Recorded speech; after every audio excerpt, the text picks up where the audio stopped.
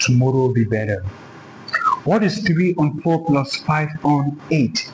Dear friends, in a previous video, I made it very clear that we cannot add nor subtract fractions which do not have the same denominator. This is why the first step is to check their denominators. If they are not the same, proceed by what we call finding the LCM, the lowest common multiple. And how do we do it? Start by listing the multiples of each denominator.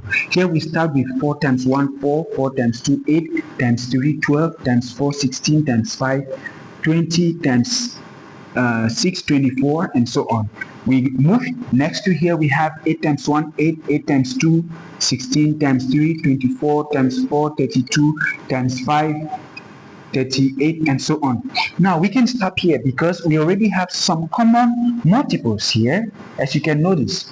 And if we even go further, we will have many more. But we are looking for the lowest, the least of these common multiples, which in this case is 8. So we are going to take 8. Now when we have 8, we proceed by what I have called inspection of denominators.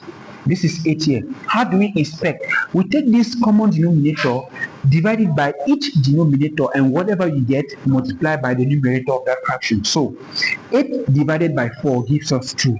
What do we do with this 2? We multiply by the numerator of this fraction. We do the same thing here. This is a plus sign. 8 divided by 8 is 1.